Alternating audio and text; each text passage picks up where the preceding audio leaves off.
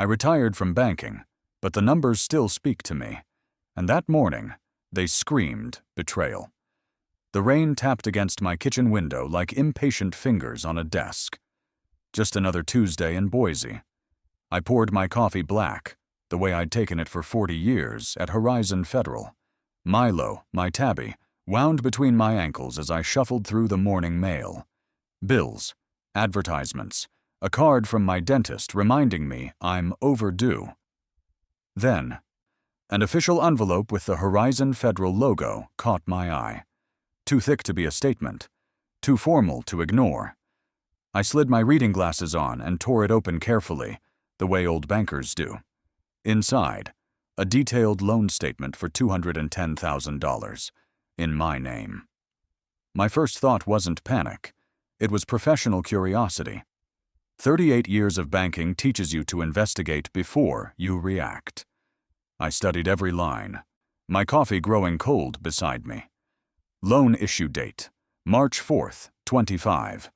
Monthly installment, $11,429, marked overdue. Account, listed under my Social Security number. Signature, digitally signed, and looking exactly like mine. But I hadn't taken out any loans since paying off my mortgage in 2013. "Something's not right, Milo," I muttered, scratching behind his ears.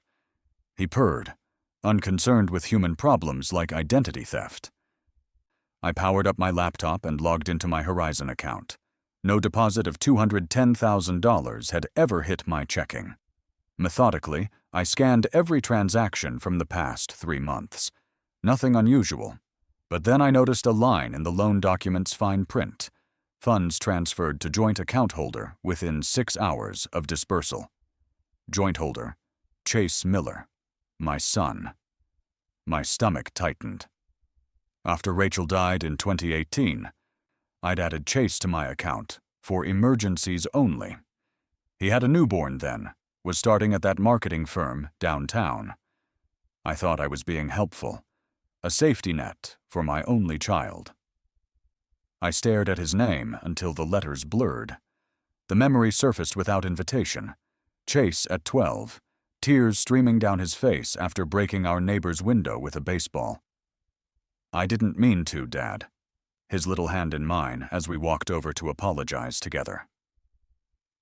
I taught him about responsibility that day.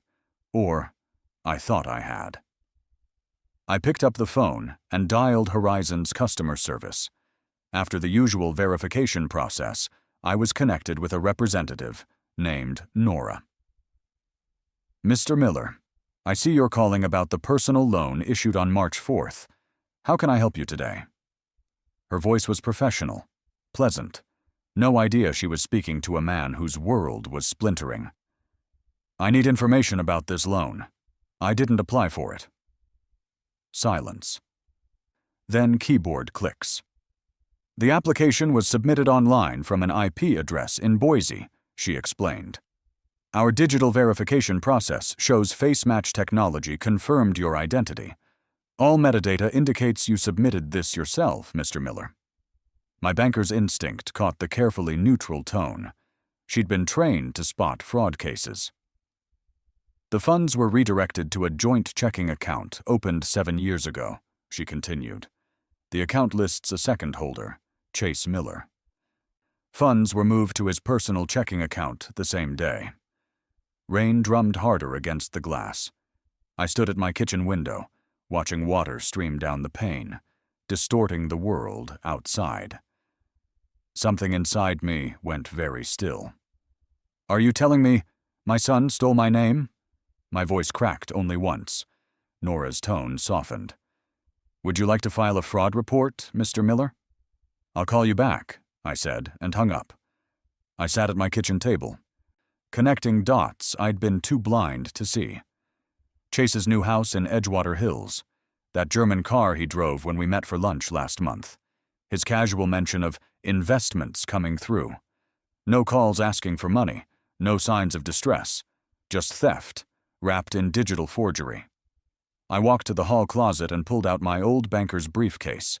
Inside, calculator, folders, highlighters, ledger paper, my retired American Bankers Association badge. The tools of a trade I thought I'd left behind. I started printing transaction logs, screenshots, statements. I cross-referenced old bank records, finding earlier internal transfers from our dormant joint account. Multiple minor withdrawals started nearly a year ago. Chase had been testing access, testing me. The next morning, I drove downtown to Horizon's main branch. The manager knew me, not as a customer, but as competition. I'd been a senior fraud investigator at Continental Bank before retirement. He confirmed everything Nora had told me. As I left, a poster on the wall caught my eye. Financial Abuse Awareness. I stared at it, memorizing the warning signs I'd somehow missed in my own life. Back home, I opened a fresh yellow legal pad. At the top, I wrote, Financial Timeline, Chase Miller, Asset Tracing, Begin March 5th, Potential Fraud Patterns. I wasn't just documenting, I was preparing. From the bottom drawer of my desk, I pulled out a secure storage box and removed the only thing I'd never used in retirement, my old field investigation ledger. On the cover, used for internal fraud cases only. The last case in it was closed 14 years ago. The next one starts now. It's one thing to be stolen from. It's another thing entirely when the thief opens the door with a key you gave him. My Subaru felt out of place in Edgewater Hills. Houses with fountains and imported stonework lined streets where children never played. Only landscapers and delivery drivers moved about. I drove slowly, like an intruder, until I reached Chase's address. The white stuccoed monstrosity with tall hedges and 2 German cars parked in the circular driveway looked nothing like the modest starter home I'd helped him put a down payment on 5 years ago. I parked behind the Audi and sat for a moment, gathering my resolve. My folder of evidence felt heavy in my hands, heavier than any case file I'd carried during my banking career. This wasn't just fraud, this was family. When I pressed the doorbell, a crisp electronic chime echoed from inside. No more cheap doorbell we'd installed together that weekend after he bought his first place. Chase opened the door in gray athleisure wear, protein shake in hand, looking surprised to see me standing there. His hair was freshly cut, his watch gleaming on his wrist. "Dad? You okay?" His concern seemed genuine. That's what hurt the most. I walked past him without waiting for an invitation, scanning the interior with a fraud investigator's eye. Hardwood floors, leather sectional sofa, a baby grand piano I knew for a fact neither he nor Delilah played. This house wasn't just beyond their means, it was beyond their character. "Nice place," I said, setting my folder down on the kitchen island. "How much did I pay for it?" "What?" Chase laughed nervously, setting his shake down. "Dad, what's going on?" I opened the folder and began laying out documents one by one. Loan statements, account transfers, withdrawal records, all meticulously organized and annotated, just like I'd done for 38 years at the bank. $210,000, I said, plus whatever came before that. I'm still adding it up. Chase's face went through the stages I'd seen countless times across interrogation tables. Confusion, denial, bargaining. I'd just never expected to see them on my son's face. "There must be some mistake," he started, but his eyes gave him away. He knew exactly what these papers were. "Is it a glitch?" I asked, my voice quiet. "Is that what you'll tell me next? A computer error that somehow put my signature on a loan application I never saw? That somehow moved the money directly to your account?" "Dad, I can explain." "Please do." I leaned against the counter, arms folded. His story unraveled quickly. First, he tried claiming ignorance. When that failed, he blamed a banking error. Finally, as I laid out the timeline of transfers, he broke. "Delilah made me do it," he blurted out, eyes darting toward the stairs. "She said it would just be temporary. We needed the capital for some investments. We were going to pay it back soon. With what money, Chase? We're under a lot of pressure here, Dad. We're hosting, traveling, networking. Delilah's career needs appearances. You don't understand what it takes these days. I said nothing, just listened and stared at the stranger wearing my son's face.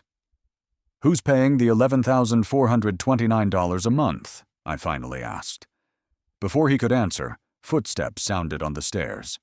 Delilah appeared, wearing what looked like a $900 athleisure set, full makeup, diamond earrings catching the morning light.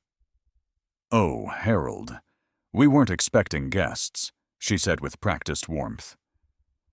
Her eyes flickered to the papers spread across her pristine countertop. "Can I get you some coffee?" "I've had plenty, thanks." I tapped the loan document. "I'm here about this." Her hospitality mask slipped just enough to reveal something cold underneath. She glanced at Chase, who looked away, a gesture I recognized from childhood when he'd broken something and couldn't face me. "You're old, Harold," Delilah said, stepping closer. "What's money to you now?" "Let us live." The bluntness of it shocked even Chase, who shifted uncomfortably but didn't defend me. He just stood there, silent accomplice to her cruelty. "What did I ever do to deserve this?" I asked, genuinely curious. Delilah laughed, a sharp, dismissive sound. "You raised your son to believe he deserves the best. He married me. That's expensive."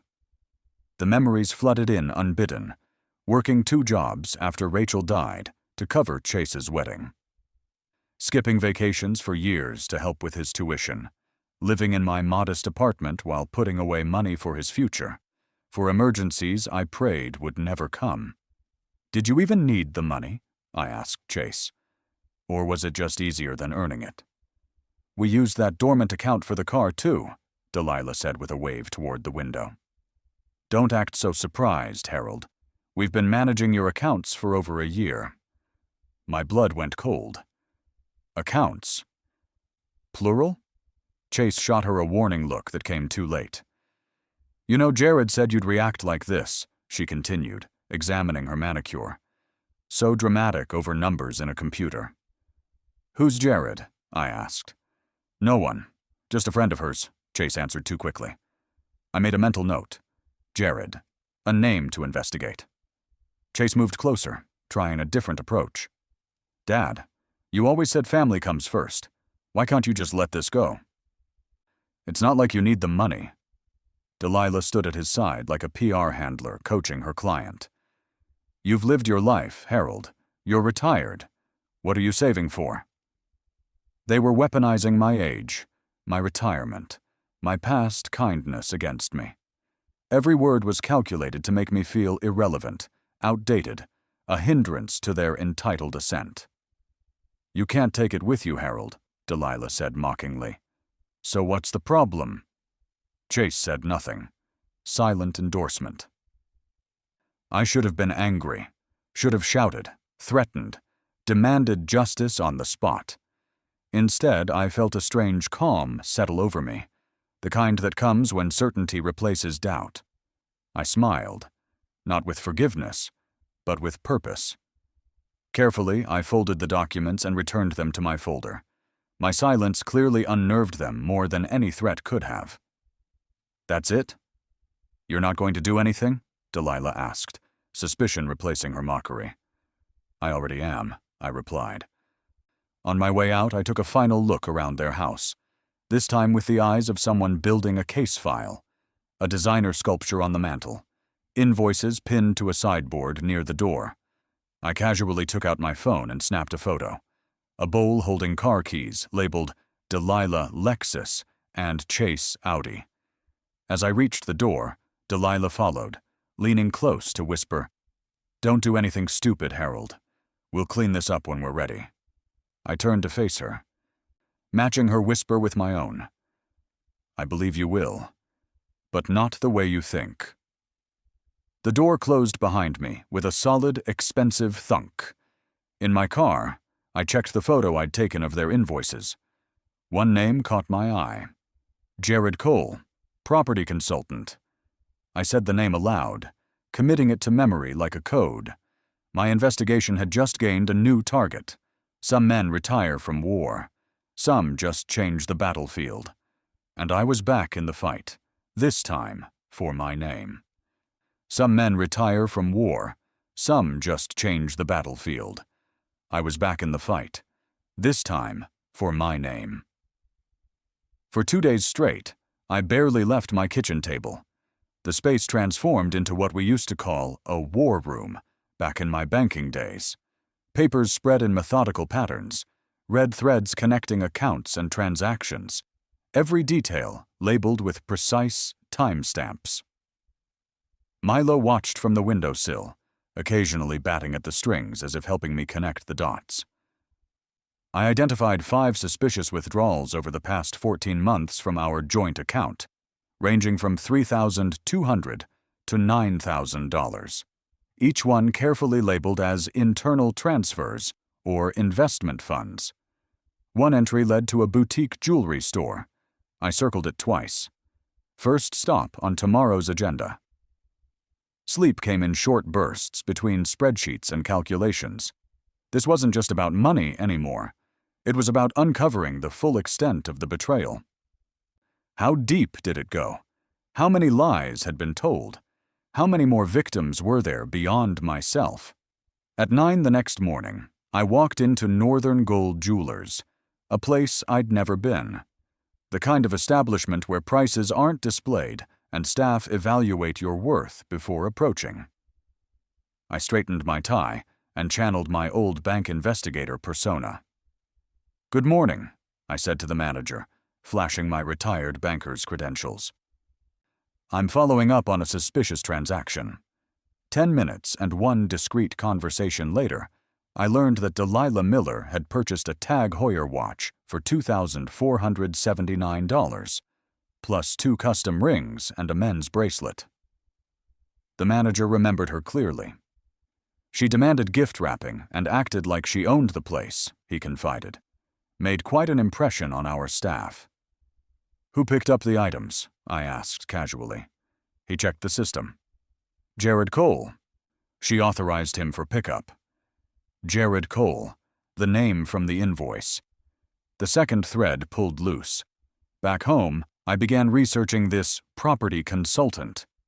His website looked professional enough at first glance, but banking taught me to look deeper. No valid real estate license in Idaho. Domain registered only 6 months ago. No physical business address. His social media showcased luxury cars, exotic vacations, designer suits, but no actual business operations. I dug deeper. Following financial trails through public records, Jared connected to a Shell LLC, Violet Ridge Holdings, and there, buried in the filing documents, was Chase's name as a secondary, silent investor. My son wasn't just a victim of manipulation. He was a willing participant. I called Cynthia Lane, an old banking friend now working as a senior credit officer at Commerce Bank. We'd started in the industry together 35 years ago, when fraud required actual forgery skills, not just digital manipulation. "Harold Miller," she answered warmly. "How's retirement treating you?" "Not as peacefully as advertised," I replied. "Cynthia, I need a favor. Off the record." She didn't hesitate. We'd built our careers on professional trust. An hour later, she called back with disturbing news. Chase had attempted 3 separate loans in the past year, each with me listed as guarantor. 2 were declined due to signature inconsistencies. One was for $35,000, flagged internally for handwriting mismatch. "They didn't just forge one signature, Cynthia. They've been practicing." After hanging up, I sat in my armchair staring at nothing. A heaviness settled in my chest. Was I too old for this? Too tired to fight my own son?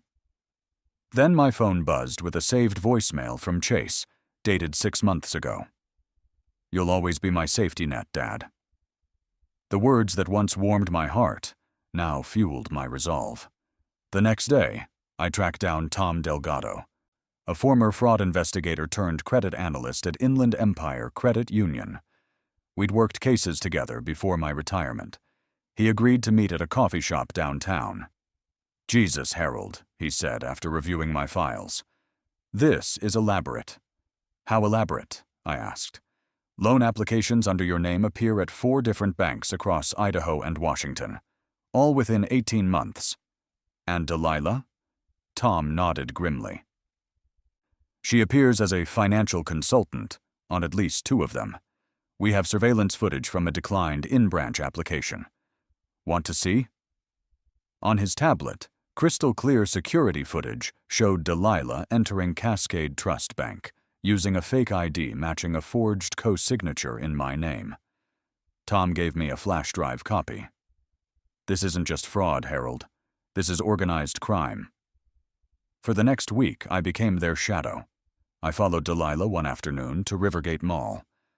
She drove Chase's Lexus, parked in a premium spot, and strutted into Jax & Co., a high-end menswear store. Through the window, I watched her flirt with the sales clerk, purchase 2 suits totaling $3,600, mentioning her partner Jared in conversation. I recorded everything with my old Canon DSLR from across the food court. The banker who documented transactions was now documenting Betrayal. 2 days later, another surveillance operation led me to D'Amico's, a ritzy Italian bistro downtown. Delilah arrived at noon. Jared Cole was already seated at a private booth. He stood to greet her, tall, polished, with the practiced charm of a professional con man. They kissed, not a friendly greeting, the full romantic embrace of lovers. I captured every moment from my distant table, Delilah gifting him the same Tag Heuer watch from Northern Gold, their intimate conversation, his laughter as he said, "Your husband has no idea what he paid for." "Huh?" And her response, "Let him rot. He's old and stupid." The final nail. She raised her glass of champagne to toast to freedom and stupid men who make it possible. Back home, I printed every photo, cataloged each one by date and time, filled my second legal pad with names, companies, loan amounts, and time stamps. I wrote one word at the top of a new page: RICO, Racketeer Influenced and Corrupt Organizations Act, a federal statute designed for organized crime. Was I going too far? No. The evidence pointed to a criminal conspiracy spanning multiple states, involving multiple financial institutions. This wasn't just my son and his wife living beyond their means. This was methodical, calculated fraud. As I reviewed bank logs for the 4th time, a pattern emerged. A name appeared alongside Delilah's on several fraudulent applications: Marcus Webb. The signature varied slightly from application to application, but the handwriting style matched Delilah's samples perfectly. Marcus Webb. Another alias? Another accomplice? I didn't know yet, but the handwriting was unmistakably hers. I closed my ledger and rubbed my tired eyes. Outside, rain tapped against my window again, just like that morning when this all began. But now, instead of confusion, I had clarity. Instead of betrayal, I had purpose. Tomorrow, I would expand my investigation beyond the immediate family. If Chase and Delilah had targeted me, who else had they victimized? How many other lives had they damaged with their elaborate web of deception? The banker in me knew that fraud is never isolated. It spreads like cancer, consuming everything it touches. And I was determined to expose every diseased cell before it was too late. I picked up my phone and began scrolling through contacts, neighbors, old family friends, church acquaintances, people who knew Chase, people who might have been manipulated just like me. "Milo," I said to my cat, who blinked slowly from his perch on the couch. "We're just getting started." The old ledger sat open on my desk, its pages filling with new ghosts, names and numbers that would soon come back to haunt my son. Fraud isn't just numbers, it's victims, and the deeper I dug, the more names I found woven into the trap my son helped spin. I started making calls the next morning, not just to banks and credit agencies, but to people, real people who might have been caught in Chase and Delilah's web. My approach was careful, my questions indirect. Has Chase asked you for any financial favors recently? Did my son ever mention needing help with my medical bills? By lunchtime on the second day, I had 3 confirmations that made my stomach turn. Linda Pratt answered on the 3rd ring. She'd been my neighbor for 15 years, a widow who brought me casseroles after Rachel died. Her voice brightened when she heard mine. "Harold, how are you doing? How's that knee?" "Better, Linda." "Thank you." I hesitated. "I'm calling about Chase. Did he approach you recently about money?" The silence told me everything before she spoke. "Oh. Yes, he did, actually. He said you were too proud to ask for help with medical bills. I co-signed a loan for $18,000. Was that not right?" My pencil snapped in my hand. "When was this?" "February, I think. He was so worried about you, Harold." Next was Sarah Jennings, a single mother from our church whose husband had left her with 2 children and a mountain of debt. Chase had known her family for years. "Mr. Miller," she said, her voice tight with stress, "I actually meant to call you. Chase asked me to guarantee his commercial lease 6 months ago. He said it was for your retirement business venture. But now I'm getting eviction notices. I can't reach him. And my kids—" "I never had a business venture, Sarah," I said gently.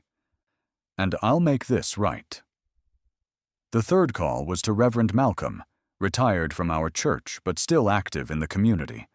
He'd officiated at Rachel's funeral, stayed with me those first awful nights of emptiness.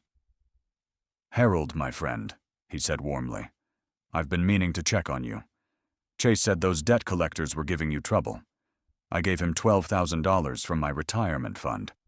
He said you were too embarrassed to ask directly." With each call, I documented everything: dates, amounts, the specific lies told. Each person was manipulated using the same tactics. I was too proud, too embarrassed, or too ill to ask for help myself.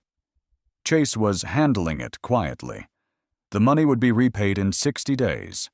None of it had been. I cross-referenced these events with specific cash transfers. Sure enough, within 48 hours of each deception, money moved from Chase's accounts to various luxury purchases or into accounts I now recognized as connected to Jared Cole.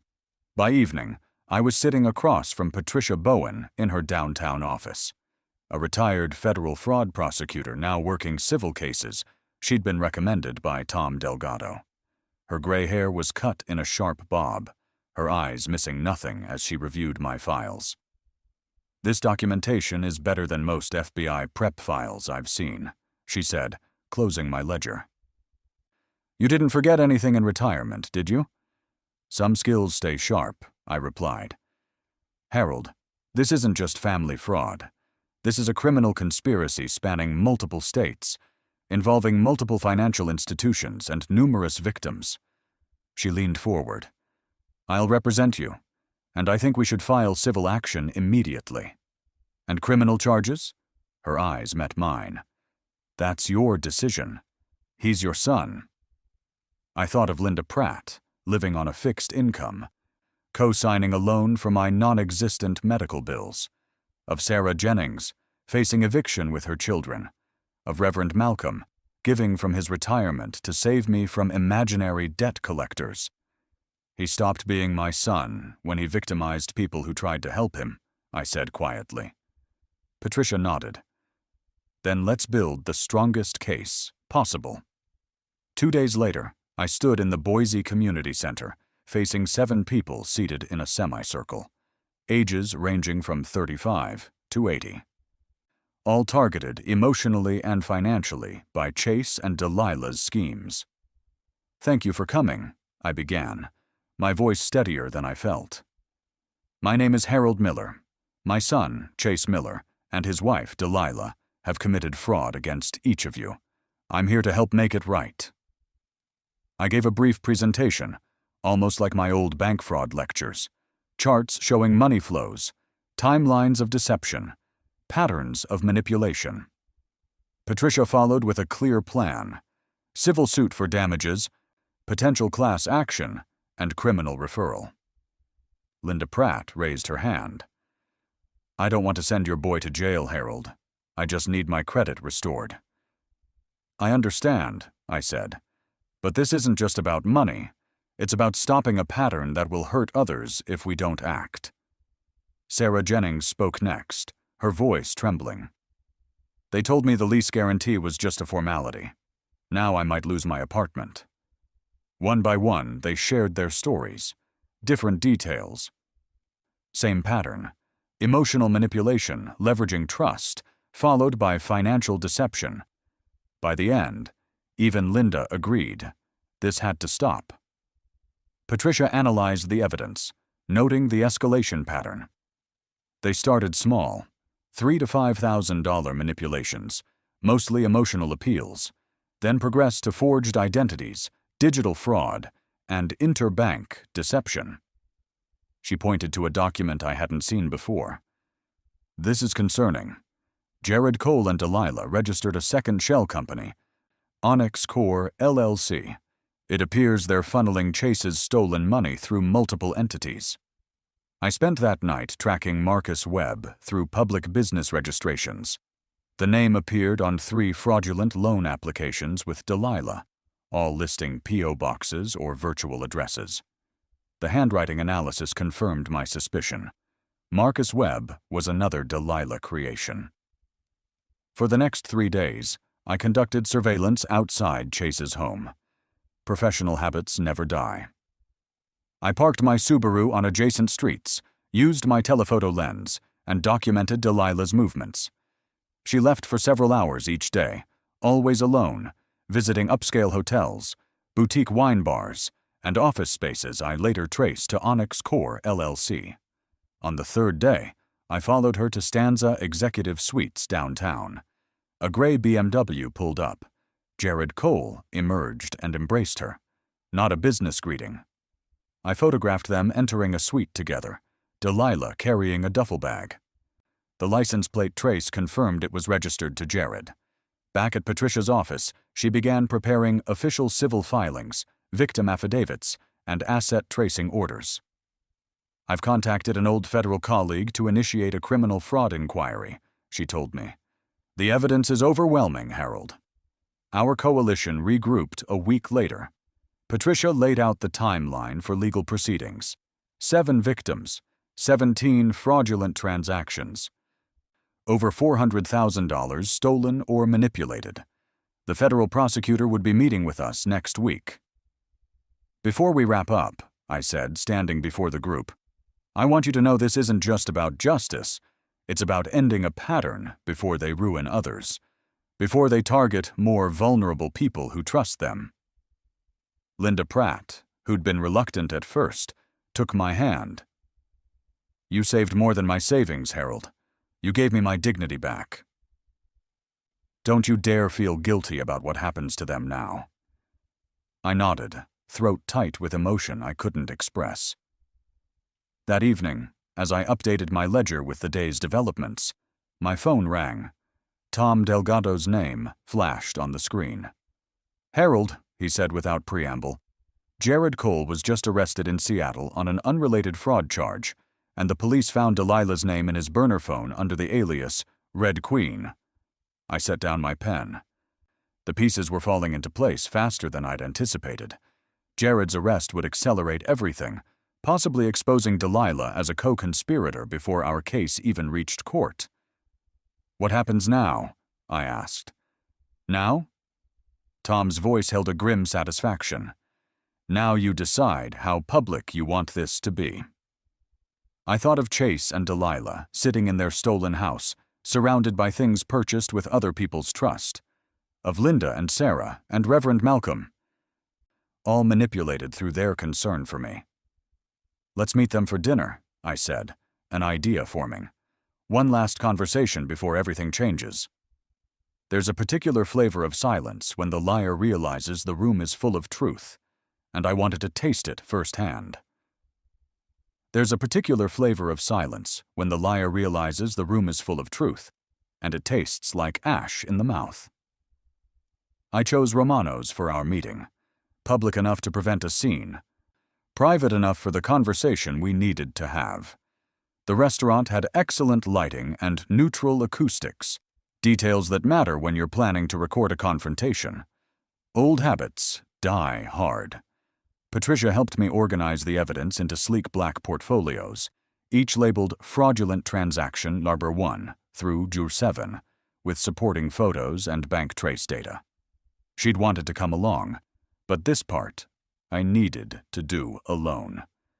"Remember," she said as I gathered the folders, "you're not just representing yourself anymore.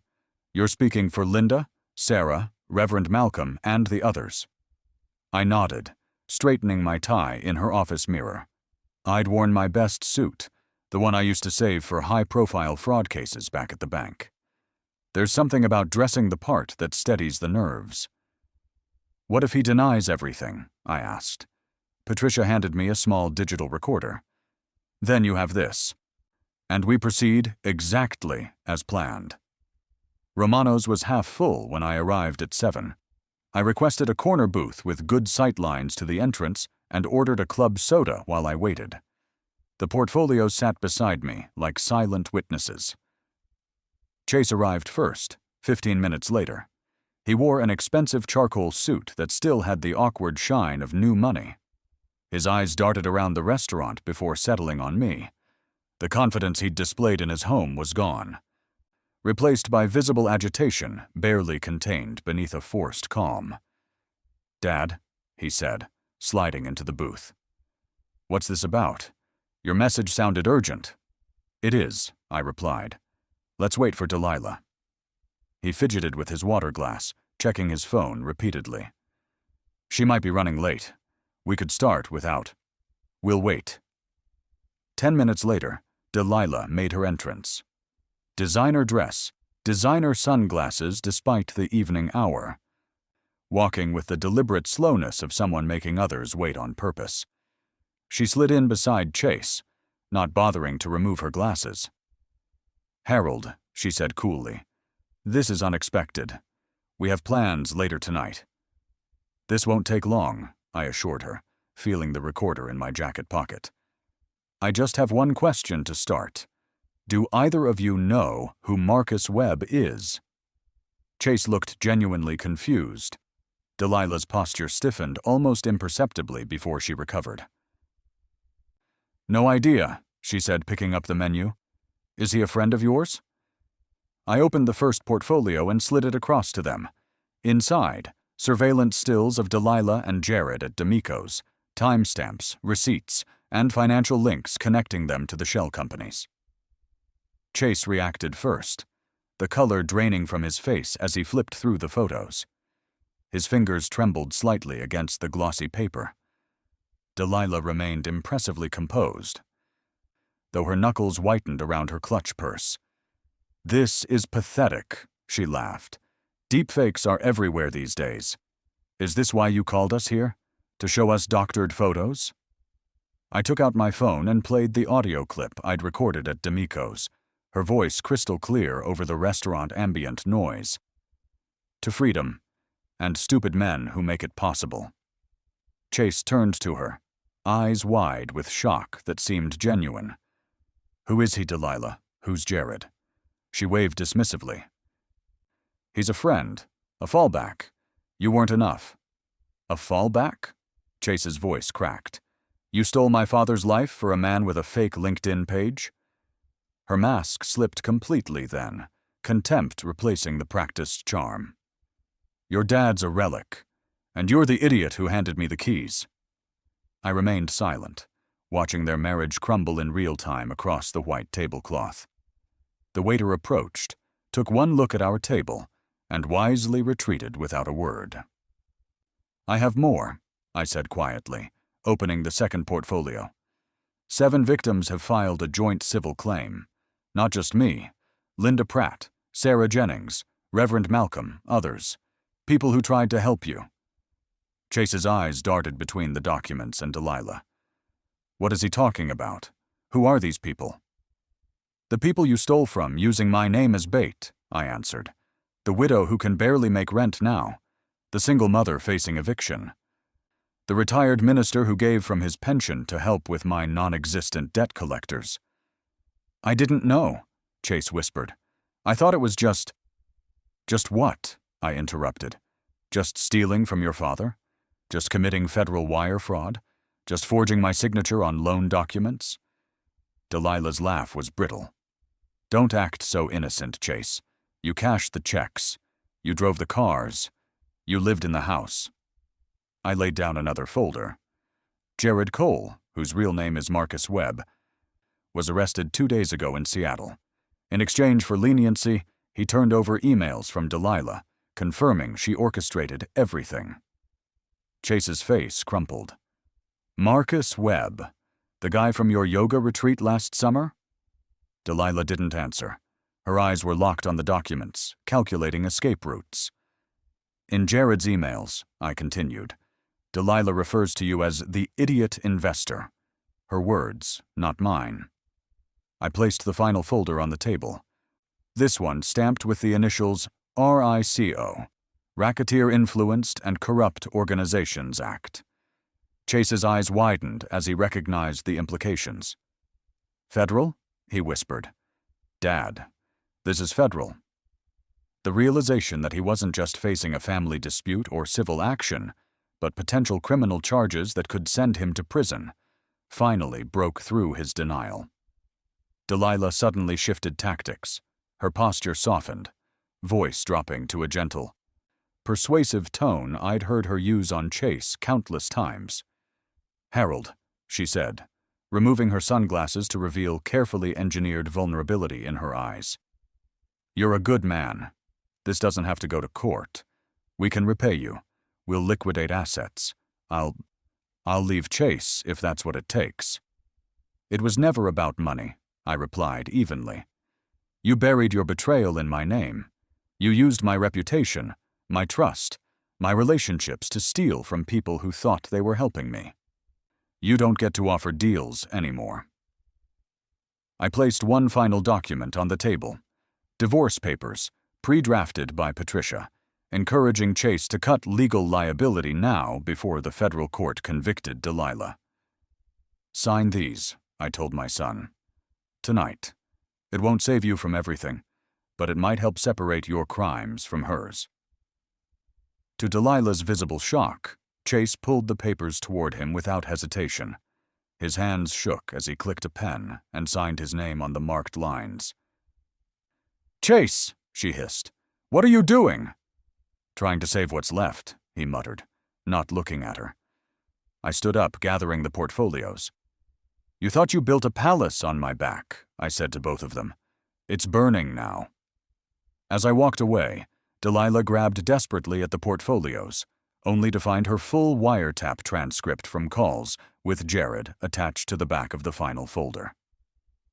Her face, as she scanned the pages, told me she finally understood the depth of evidence against her. Outside, in the cool evening air, I let out a long breath I felt like I'd been holding for months. The confrontation was over, but the real consequences were just beginning. I called Patricia from the parking lot. "It's done," I said. He signed the divorce papers. She saw the transcripts. "Good," Patricia replied. "I'll file everything first thing tomorrow. The FBI wants to meet with you at 10. I hung up and sat in my car, watching the restaurant entrance. Neither Chase nor Delilah had emerged yet. I wondered briefly if they were arguing, crying, or plotting. It didn't matter anymore. The truth was in motion now, unstoppable as an avalanche. My phone buzzed with a text from Tom Delgado. "Arrest warrants being prepared. Execution tomorrow morning." I drove home in silence. No radio. No distractions. Just the steady rhythm of windshield wipers clearing the light rain that had begun to fall. The same rain that had tapped on my window that morning when I first opened the loan statement that started it all. When I arrived home, Milo greeted me with his usual indifference that somehow felt comforting in its constancy. I fed him, made a cup of tea, and sat at my kitchen table, now cleared of evidence folders and legal pads. All that remained was a single yellow sticky note with tomorrow's FBI meeting time written on it. Tomorrow, Chase would be arrested at his office, and based on what I'd seen tonight, Delilah was already planning her escape. Justice isn't blind. It sees everything. You just have to bring the evidence into the light. Justice isn't blind. It sees everything. You just have to bring the evidence into the light. The federal courtroom was smaller than I expected. Polished wood, subdued lighting. The weight of law heavy in the air. I sat in the second row, Patricia beside me, watching as Chase was led in wearing county beige that hung loose on his frame. 6 weeks in detention had stripped away the veneer of privilege. He didn't look at me. Hadn't since the night of his arrest. The charges were read aloud: bank fraud, wire fraud, conspiracy to commit identity theft, elder financial abuse. The prosecutor, a sharp young woman named Ellis, laid out the case with clinical precision. My documentation formed the backbone of the government's evidence. Banker habits put to good use one last time. When it came time for victim statements, I watched 7 people step forward one by one. Linda Pratt spoke first, her voice wavering but determined. "I live on Social Security and a small pension," she said. "That $18,000 was all I had saved for emergencies. I trusted Chase because I've known him since he was a boy." I thought I was helping his father. Sarah Jennings cried while describing her eviction notice. "My children had to change schools. We lost our security deposit, all because I believed I was helping Mr. Miller start a retirement business." Reverend Malcolm, leaning on his cane, offered something I couldn't yet find in myself. "I forgive you, Chase, but I cannot forget what your actions have done to our community's trust." When my turn came, I stood slowly. The speech I'd prepared suddenly felt insufficient. "My son didn't just steal money," I said, looking directly at Chase for the first time. "He stole the name I gave him and used it like a crowbar against my legacy." Chase flinched, but remained silent. Delilah's capture had made national news. Found hiding in a remote Colorado property purchased through one of Jared's shell companies, she'd fought extradition every step of the way. Her separate trial would begin next month, with Marcus Webb, a.k.a. Jared Cole, as the state's key witness. The judge was deliberate in his sentencing. Chase received 5 years probation, 500 hours of mandatory community service, and full financial restitution of $312,000. All assets seized, bank accounts frozen, wage garnishment for life. "Mr. Miller," the judge said, looking at Chase, "you have betrayed fundamental trusts, family, community, and financial. Your cooperation and lack of prior record have spared you incarceration, but make no mistake, your life as you knew it is over." Outside the courthouse, reporters asked how I felt about the sentence. "Justice isn't about punishment," I told them. "It's about restoration." The story gained unexpected traction. USA Today ran a feature. NPR interviewed me about elder financial abuse. The Wall Street Journal published a column on legacy protection, citing our case. Suddenly, I was speaking at conferences, advising a national nonprofit on fraud prevention. My retirement had found new purpose in helping others avoid what happened to me. 3 months after sentencing, a letter arrived from Chase. The return address showed he was living in a studio apartment across town, working at a shipping warehouse, the only place that would hire him with his record. I recognized his handwriting on the envelope, still neat but smaller somehow, less bold. I set it on my kitchen table and stared at it for a long time. Inside would be explanations, perhaps apologies, pleas for forgiveness, words trying to rebuild what his actions had destroyed. I never opened it. Instead, I locked it in my desk drawer alongside the final accounting of victims and restitution. Some betrayals can't be explained away. Some trust, once broken, stays broken. 2 weeks later, I walked through my apartment, now clean and ordered. The yellow legal pads were filled and filed away. Every name accounted for, every loss addressed. I poured myself a bourbon, Rachel's favorite Woodford Reserve that I kept for special occasions, and stood at the window watching the lights of Boise flicker beneath the hills. There was one final piece of business. I drove downtown the next morning and mailed an envelope, not to a court or bank or victim on my list. To a young woman named Danielle Reyes, the granddaughter of a victim who had passed away before seeing justice done. Inside, a cashier's check for $9,200 and a note that read simply, "This was never mine to keep." My investigation had recovered more than was stolen. The interest, the penalties, the seized assets. It all added up to more than the original amounts. Patricia had helped me establish a restoration fund for secondary victims, people whose losses couldn't be measured in dollar amounts. That evening, I closed the blinds in my apartment, took out my old field investigation ledger one last time, and wrote the final entry. Case closed, March 17th, 2026. Milo jumped onto my lap as I sat in my armchair, purring his indifference to human justice. I scratched behind his ears, thinking about what I'd learned in 40 years of banking and 1 year of personal betrayal. People think revenge is loud, but real justice? It's quiet. It moves slow, and when it arrives, it changes everything. I returned the briefcase to storage, the same briefcase I once opened out of betrayal, now closed with peace, for good. Some men spend their lives chasing wealth. Some chase power. I spent mine pursuing truth, right up to the end. And in that pursuit, I found something more valuable than what was stolen from me. I found purpose in the ashes of betrayal.